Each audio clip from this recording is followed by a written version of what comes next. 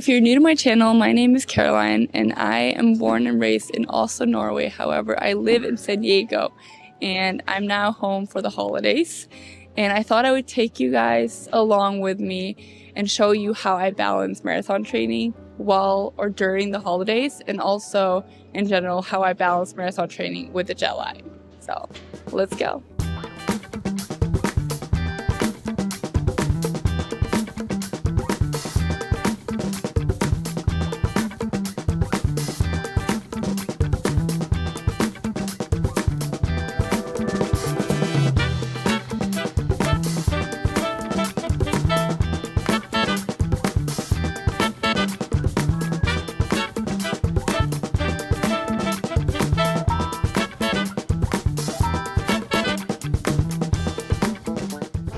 It's so cold and it's raining. This is really the worst.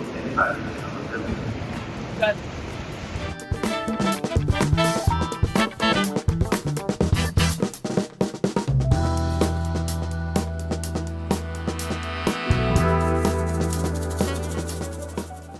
it is now Thursday, the 19th of December, and it's day one of my jet lag. I managed to wake up at 5 a.m., which was kind of disappointing. I was hoping that I would sleep until at least like 10 a.m. because now I basically just had 2 nights of poor sleep.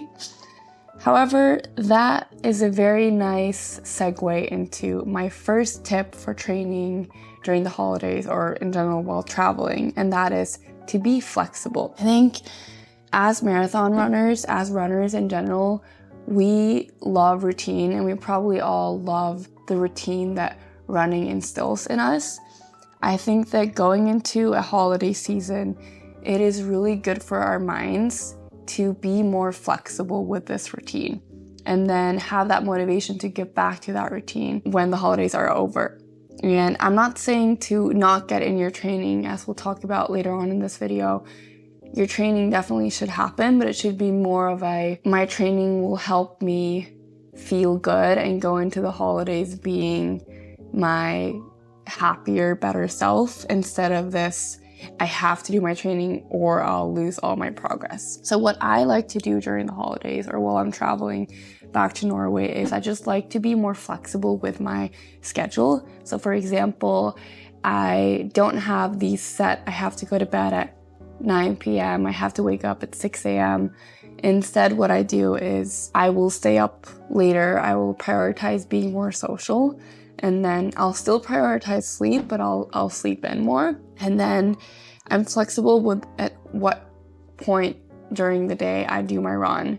And my focus is kind of more on the holidays, seeing my friends, preparing my gifts and spending time with family, because that's really why I'm back home. And then when it comes to food, I focus more on what to add in instead of like what not to eat.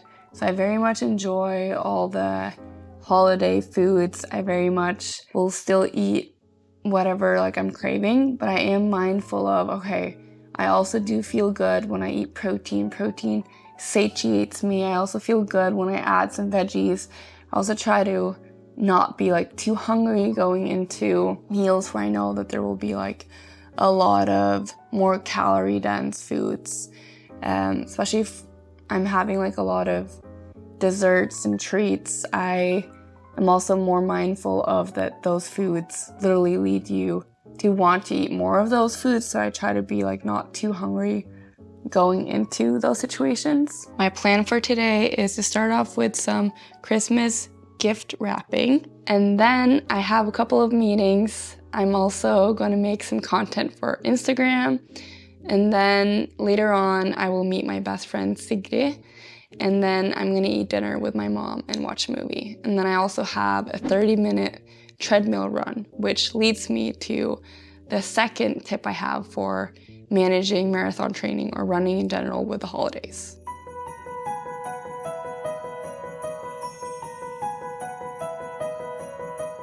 Oh my god. This is how it is having old cars when you're young. I'm out to get some sunlight. there are not that many hours of the day where there's sunlight here, so I gotta exploit it. Sunlight definitely makes the adjustment to the new time zone so much better, so it's something I'm prioritizing.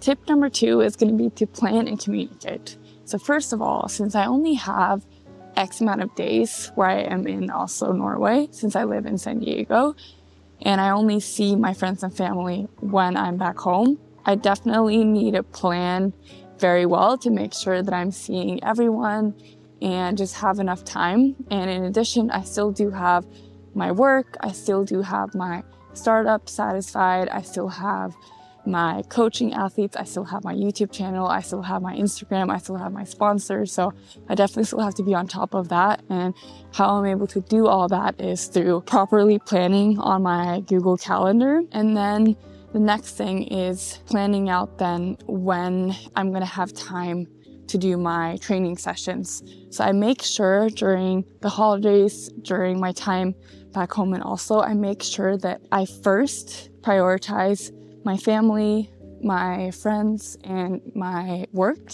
And then I'll see when it's convenient to do my training session. And this is a little bit different from when I'm back home in San Diego, where I will optimize my training a little bit more. But because I'm only home twice a year, it just is really important for me that I prioritize my friends and their schedules first. And then what I do is that I will be very, or I at least try to be very good about communicating with my friends and family that I still have to do my session. So for example, if I'm at the cabin with my parents and I'm with them 24/7, I make sure that they know that I still have to do my 2 training sessions or 1 training session.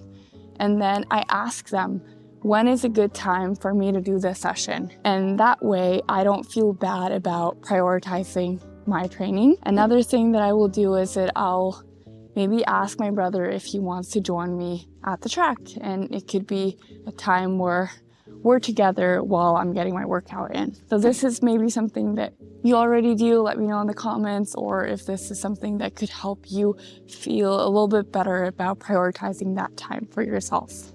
Because really, at the end of the day, why I'm exercising, 1, it's to reach my Olympic goals. I definitely have to stay consistent, but most importantly, it's so that I can feel my best, so that I bring that energy into being with my friends and family. My last tip for training during the holidays, or in general during the winter, is treadmill running. And I know that there's so much information on like treadmill not being as good as running outside, but my opinion is that if you look at the elite runners, especially in Norway, most of them are running on the tread almost the entire winter. So definitely, it's not like running on the tread means that you're not getting a solid workout. And I think especially during times like this, during the holidays, any way to get in your workout that's going to make it more convenient is a great way. So the way I look at it is I'm just super fortunate to be able to have a treadmill here at my parents', and especially because it's really hilly where I live, and right now it's also quite icy, and I have still not adjusted to the cold weather.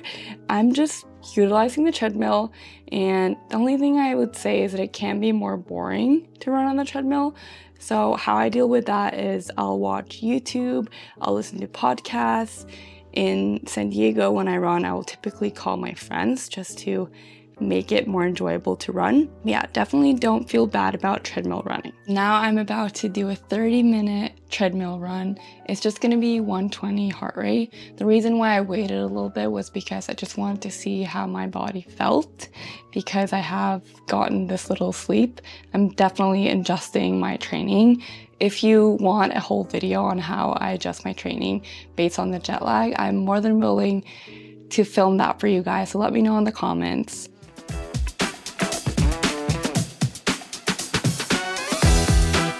And yeah, that's it. Those were my 3 tips. Be flexible, plan and communicate, and utilize the treadmill without guilt. And if you're curious about how I eat while I'm in Norway, then check out this video that I filmed during the last time I was back home in Norway.